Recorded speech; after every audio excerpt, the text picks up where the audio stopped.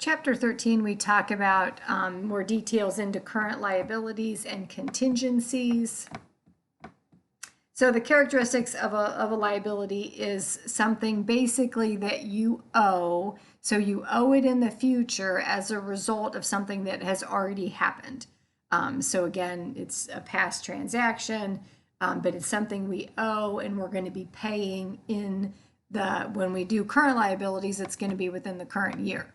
So current liabilities are again within the year or the firm's operating cycle, whichever would be longer. So most companies' operating cycle are less than a year, so it's within a year.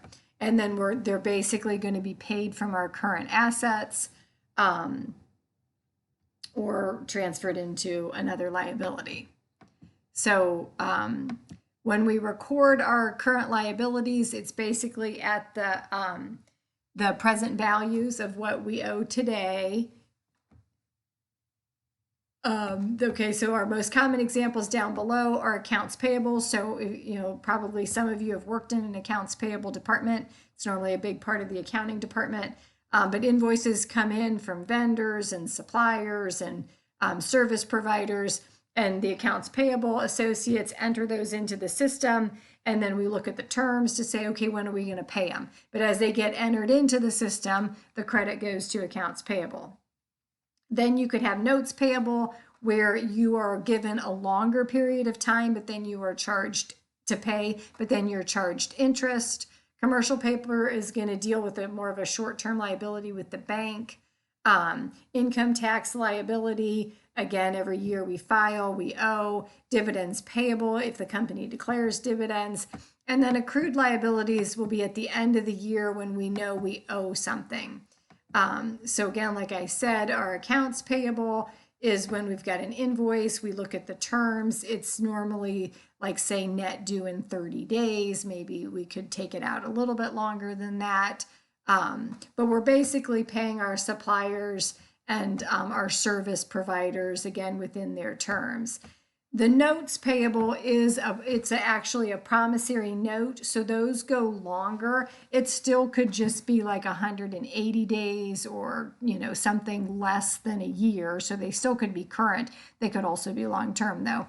And then we have to calculate interest because we will pay interest on those. So here they give us some different types of those notes payables that we could have. So we could do a note through a bank where we've got an unsecured loan, or maybe a secured loan that again is secured by our accounts receivable or our inventory or something like that. We could have business lines of credit, or again, more advanced loans. So the line of credit is probably the most popular kind because it's pretty much the easiest kind to do it. So if you have a non-committed line, that is an informal agreement that you can borrow up to a certain amount. So think like maybe you have a home equity loan. That would be a similar type of a thing, or a home equity line of credit, I should say, where they've said, okay, you have a $50,000 line of credit. You can use it when you need it, and then you'll pay interest once you advance on it. A line of credit that is more formal, so I worked at an oil and gas company, and we had a very large line of credit. So let's say it was like $2 million. So in order to have that, we would have to, the bank has to be willing to commit that, yeah, you could call today and we could get you that $2 million. Not to say we did that on a regular basis, but the bank has to be committed to have those funds available. It's not quite the same as a smaller line of credit amount. But then we had to pay a commitment fee. And that commitment fee was I want to say it was about $50,000 a year to pay to the bank just to know that we could get $2 million whenever we wanted to. So you might think that sounds wasteful, but, and maybe it was, but there was probably times that maybe we felt like we needed to do that and we wanted to have that committed line of credit so we could just advance on it kind of in a moment's notice. But anyway you look at it, you're paying interest on those line of credits, whether it's committed or not committed. So you take the face value of the note times whatever the annual rate is for however long. So it could just be days, it could be months, it could be years, but we're in the current section, so it's going to be less than that. So here we have a $700,000 note that it's a short-term line of credit that we sign with the bank. It's for 6 months at 12%. So then when we receive the cash from the bank, we're going to set up that notes payable for the $700,000. Then we're going to record the interest expense. So at the time, I guess, that it's due, you could accrue for it monthly, but this is just doing it for the whole 6 months. So you've got the 700,000 times the 12% times basically a half of a year, or 6 over 12. And that's going to go to interest expense. And then we'll pay off that note and we'll give them the principal plus the interest in our cash.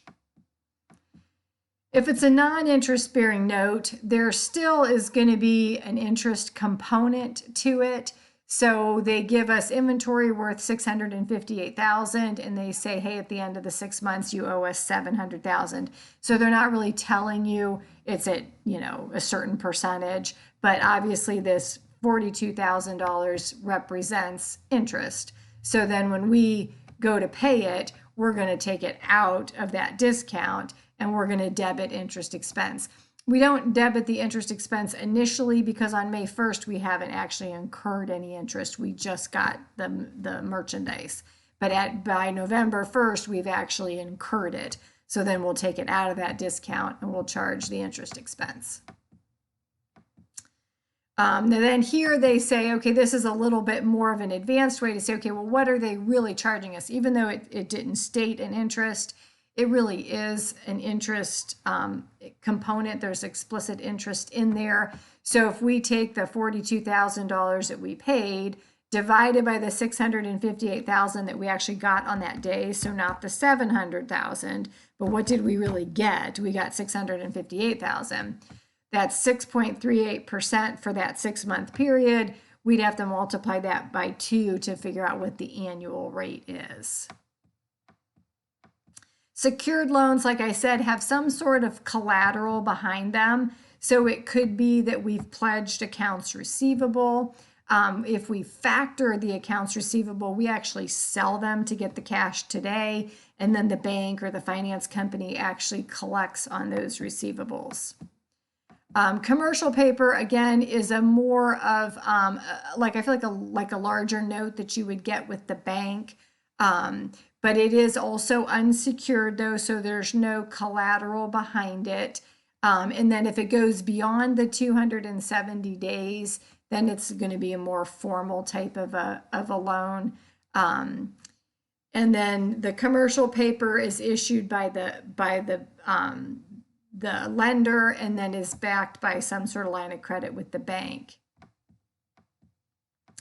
So accrued liabilities are things that we get to the end of the period and we need to record our financial statements accurately. So we look at what expenses have we already incurred and we know that we owe, but we haven't paid yet. Sometimes we maybe don't even have an invoice or anything, but again, we know we owe them. So salaries and wages are the most common because our employees are working every day and normally we don't pay them. We pay them like bi-weekly or something like that. Income tax payable, again, we know we owe that. It's not going to get paid till the end of the year, but we know it. And then interest, just like I was saying on those past slides, you could actually accrue that at the end of every month if you wanted to have very accurate financial statements every month, because you know you owe it even though you're not going to pay it like until the 6 months is over. So here again we have the issuance of that note at $7,000. So then if we wanted to accrue it at the end of the quarter, so again, a lot of times our quarterly, or maybe their fiscal year end is June 30th, but a lot of times we do want our quarterly statements to be accurate because we are issuing, if we're a publicly traded company, a quarterly report. So we're going to estimate that interest and we're going to charge it to interest expense and then set up that interest payable. So then our income statement is more accurate and our balance sheet is more accurate. But then we have to remember when we go to pay it that we've already accrued that. So we want to get it out of that interest payable when we pay, and then what is left that occurred after the end of the quarter is going to go to interest expense. But always remember, when you pay it, you got to get rid of that interest payable that you accrued in the first place. Then we have all different types of benefits that we offer to our employees that maybe we would also have accrued liabilities on. So like vacation day and sick days and things like that, or paid time off type days. If we know if it's based on services that were already performed in the past, and if the benefit, if it can be taken in a later year, so it's a vested benefit, payment is probable, and the amount is reasonably determined, then we're going to want to accrue those. So then if we have 8,000 employees that earns 2 weeks of paid vacation time not taken in the year can be carried over to subsequent years. So then we have some employees who took their vacation time, some who did not. So then what are we carrying over? So we're carrying over 9,000 weeks of vacation for these employees. So then we're going to take the amount that would relate to. So this is showing us, okay, this is the 9,000. So the first one is showing us the ones that were taken. So these ones that were taken, we're going to just charge it off to salaries expense as we pay them, and then credit cash or salaries payable. These are the ones, the 9,000 weeks that were not paid. So 9,000 weeks times $600 a week, we're going to charge that to expense because they earned it in the year. And then we're going to set it up as a liability in the future. Now, then when we would pay them, we've got to remember that we're going to be taking it out of that liability. So again, for any of the vacations that accrued from a prior year, we're going to debit the liability. And then any vacations in the current year, we would charge to salaries expense. So we just want to match the expense to the year that they earned it. Annual bonuses can be given a lot of times to management level or above, and a lot of times they're tied to some sort of performance objectives or, like earnings per share, kind of operating income, net income. It could be, though, say it's something more non-financial, like, so great quality of products, maybe less returns and happy customers and all that kind of stuff. So again, it just motivates our employees to do the right things. Now we also have, when we receive money from our customers, either for money in advance of services. So think back to financial accounting, we called that like unearned revenue. So we haven't earned it yet. That's a liability to us as a company. We either owe the people their money back, or we owe them the services. So deposits and advances from customers are common, especially say like in service industries. You're going to say, hey, you got to put so much money down. Like if I'm going to put a roof on your house or something, I want the money down so I'm not out money as I buy the supplies. So those types of businesses normally do ask for deposits. Gift cards are very common in today's world, though, to buy for gifts. Those are another example of when they pay in advance. And then collections for third parties, I feel like, is less common. So a deposit, if we ask for a deposit on these reusable containers in this example, we've collected $300,000 of deposits during the year, and they are forfeited. So that means we get to keep them if they don't return the container. So when we receive the cash, we're going to initially put it into a liability, again, because if they return the container, then they get their money back. So again, as they return the containers, we take it out of the liability and then give them their money back. But if we get to the end of the time frame and they have not returned those containers, so 30,000 have not returned them, it becomes revenue to us because they're keeping the containers. It's like we sold them to them. So then we also, though, have to take it out of our inventory because we no longer have them. The people kept them. So this is like a regular sale entry where we record the revenue, but instead of it going into like cash or accounts receivable, it's coming out of that liability. And then we have cost of goods sold and then credit the inventory. So again, these are all types of examples that we collect from our customers in advance. And so when we initially collect, it's going to go into the deferred revenue, or I like to call it the unearned revenue account. And then as we earn it, we're going to debit that deferred revenue or unearned revenue and then credit the actual revenue, because then we no longer owe them. And then gift cards, again, are another common thing that we have in today's world. So when we record them, the company collects the cash and then records deferred gift card revenue. As the gift cards are redeemed, we debit the deferred gift card revenue, and then we credit actual revenue, because then we've earned it. At the time of the sale of the gift card, we really haven't earned anything, but we do have their cash. So it just creates a liability, and then we'll take it out of there as it goes.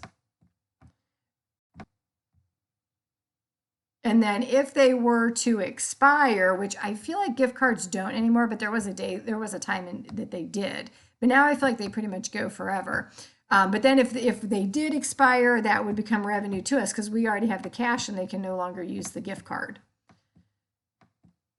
And then this, okay, so sorry. This is actually common. I wasn't thinking what that third party was. So the third party is saying like our taxes, or if we take 401k money out of our employees' taxes. So we do have a lot of that if we have employees. We're withholding federal taxes, state taxes, possibly local taxes. We withhold their insurance premiums.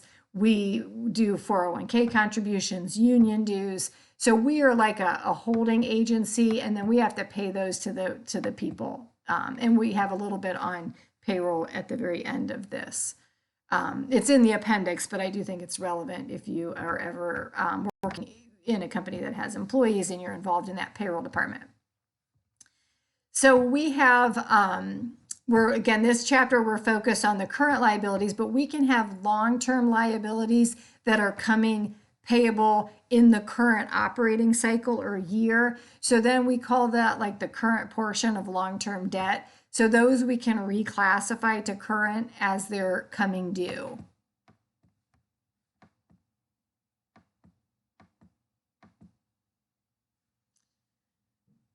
So again, the requirement to classify that long-term debt as current is if it is callable in the current year, so on demand by the creditor. The creditor has the right to demand that payment, and there's been, or if there was an existing violation of the debt agreement where it's going to become callable, those would be ones that we would have to show as current debt. Now we can have, say, like long-term debt that's coming current.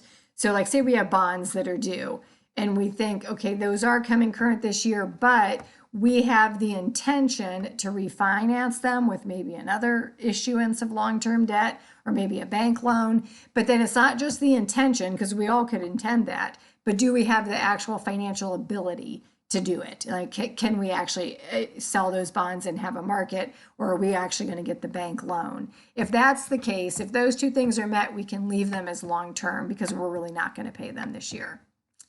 Loss contingencies are also fairly common due to lawsuits going on with companies, and probably most companies probably have lawsuits all the time. So there's different requirements though, if it's probable, reasonably possible, or remote. So probable means it's likely to happen. Reasonably possible is like, well, it could happen. And remote's like, yeah, there might be a lawsuit out there, but there's no way that those people are going to win it. So we have to look at that and determine how we are then going to account for it. So if it's probable, we do have to record, we have to accrue a liability and then disclose it in the notes to our financial statements, because we are pretty sure we're going to owe it. We can probably guess what the amount is going to be or estimate what that amount is going to be. So we have to actually record it and disclose it. If it's reasonably possible, then we just disclose it in the notes to say, hey, there's this lawsuit going on. It is possible that we could be out $1 million or whatever. If it's remote, because again, people can take lawsuits for anything, there's no disclosure required if we really do not think we're going to end up owing on it. So if we did record it, we are going to debit the loss or the expense and then credit the liability. And then it says if it's going to be resolved with a non-cash asset, that's how it would be recorded. But we're normally going to just set up that liability and then pay it as we owe it. Companies that sell products can offer like 1-year warranties or guarantees against any defective workmanship. So those are out there for a year or however long the warranty lasts. So there is a loss contingency there.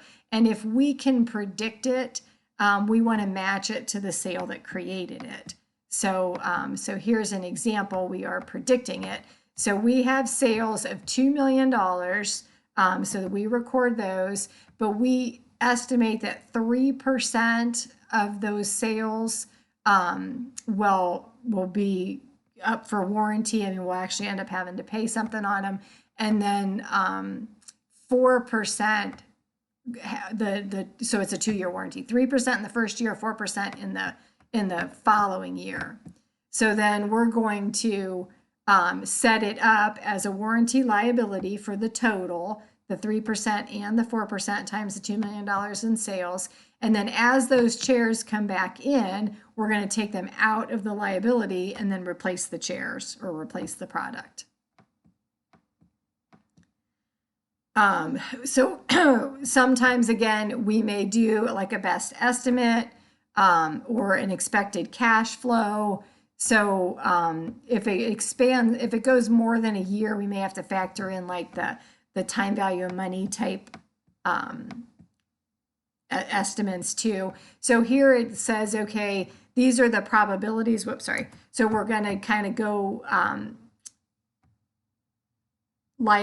probability by probability. So, and then calculate those numbers so we can estimate the potential cost. So here they are with the numbers mapped out. So we map those out, and then again, we're factoring in the time value of money to say, okay, this is going to be next year. Then we map them out again, probability-wise. This is 2 years out, so what's our liability? So we're kind of calculating the present value of these future liabilities based on their probability.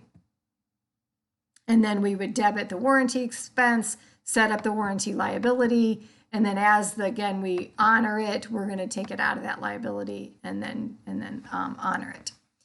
Some companies actually sell extended warranties, which are more of like another revenue stream for them. It's a separate contract, like you can refuse it if you're the buyer.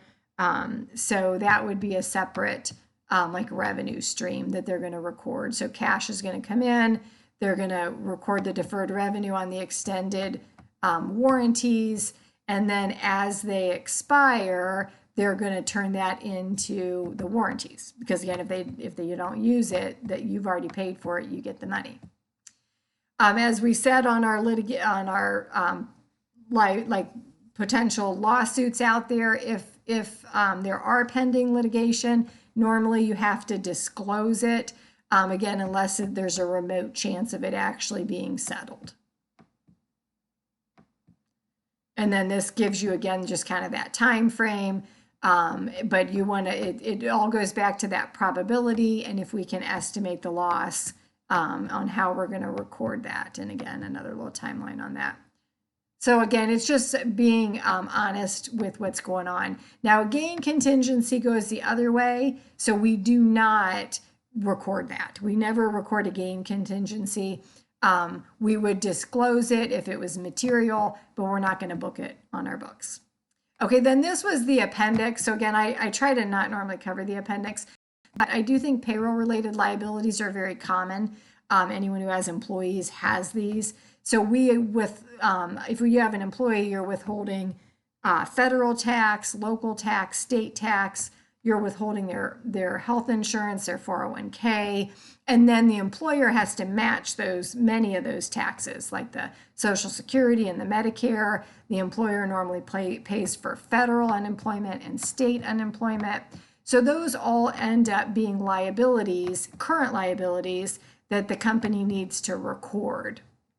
So this again just kind of gives you an overview.